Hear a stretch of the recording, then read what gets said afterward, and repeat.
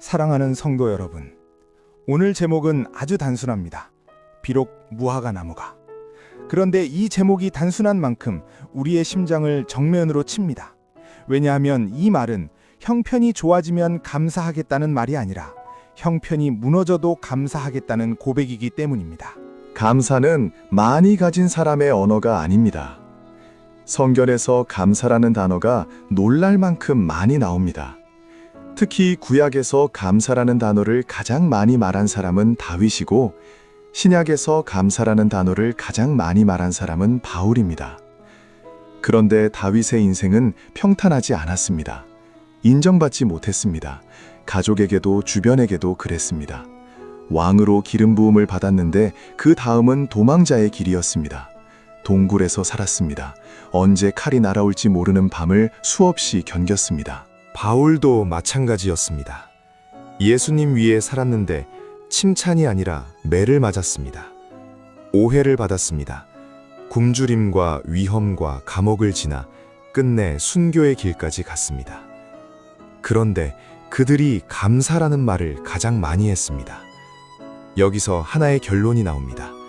감사는 환경에서 나오지 않습니다. 감사가 환경에서 나온다면 다윗은 감사할 수 없고 바울도 감사할 수 없습니다. 그런데 성경은 다윗과 바울의 입에서 감사를 쏟아내게 하십니다. 그러면 질문이 남습니다.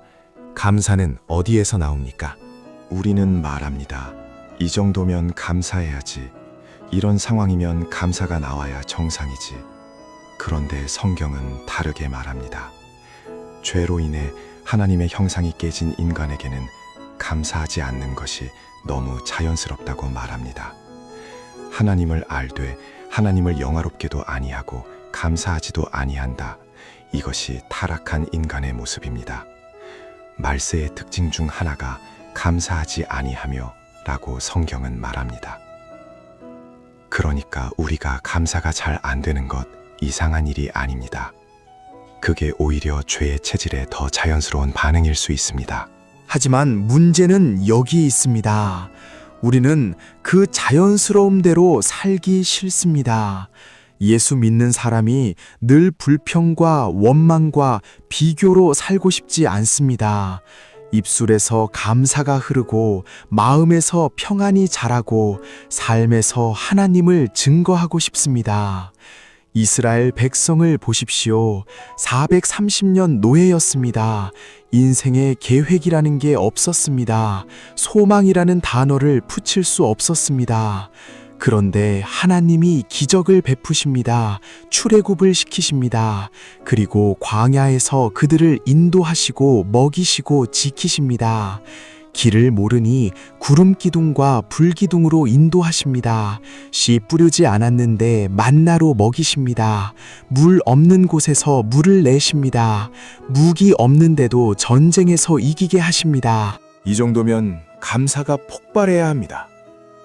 그런데 그들의 입에서 더 많이 나오는 건 감사가 아니라 원망이었습니다.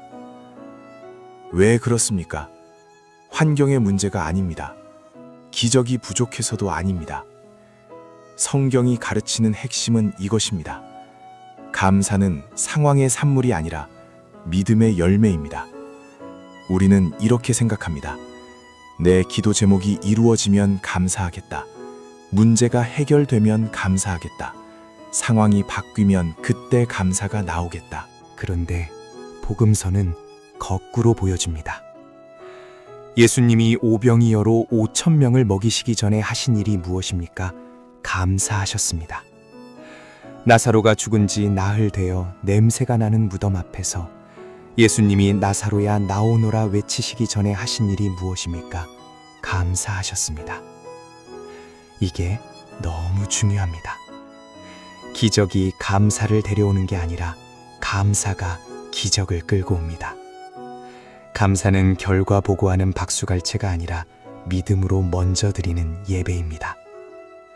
그러니까 감사는 마지막이 아니라 시작입니다. 감사는 도착지가 아니라 출발선입니다. 성경은 말합니다. 감사함을 넘치게 하라. 그런데 그 앞에 반드시 붙는 말이 있습니다. 믿음에 굳게 서서 감사함을 넘치게 하라. 감사를 억지로 쥐어짜내라는 말이 아닙니다. 감사의 기술을 배우라는 말도 아닙니다. 감사는 믿음에서 나옵니다. 하나님이 어떤 분이신지 그분의 선하심과 신실하심을 진짜로 믿는 사람은 환경이 흔들려도 중심이 흔들리지 않습니다. 그러니까 감사가 나옵니다. 감사는 기분이 아니라 신앙의 방향입니다. 감사는 감정이 아니라 하나님을 바라보는 시선입니다. 다윗이 평안을 누린 비밀은 시편 23편에 있습니다. 내가 사망의 음침한 골짜기로 다닐지라도 해를 두려워하지 않을 것은 이 고백이 나옵니다. 다윗은 그 고백을 편안한 자리에서 쓴 것이 아닙니다. 그는 정말로 사망의 음침한 골짜기를 걸었습니다. 어두움이 현실이었고 두려움이 실제였습니다.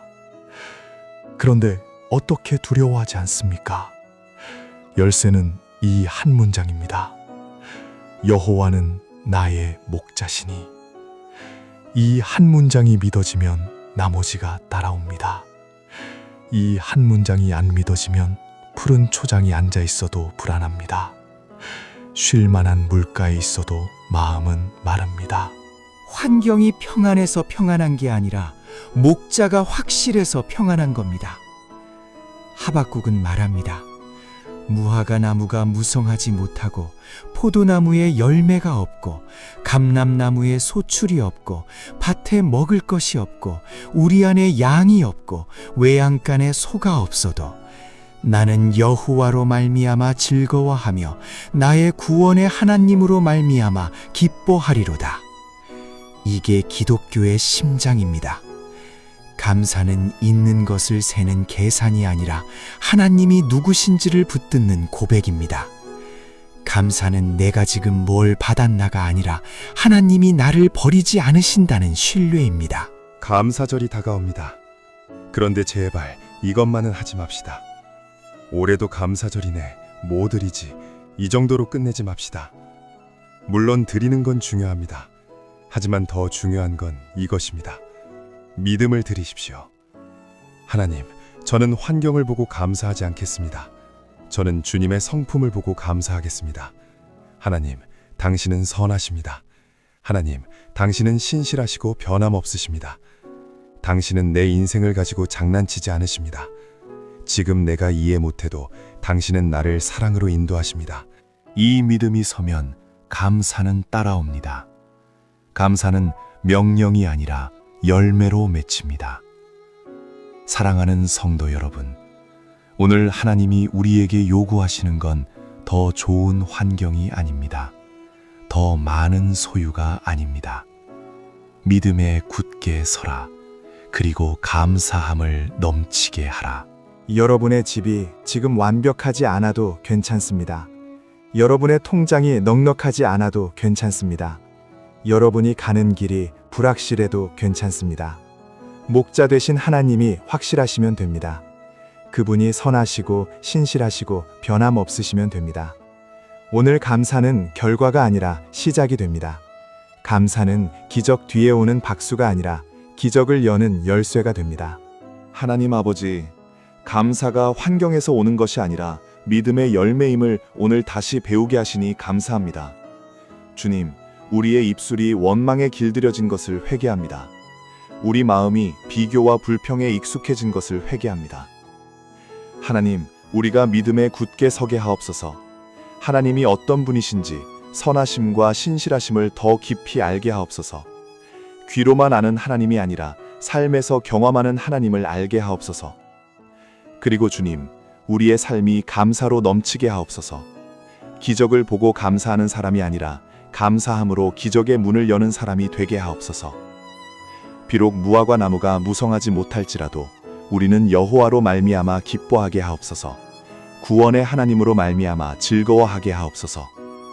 예수 그리스도의 이름으로 기도드립니다. 아멘.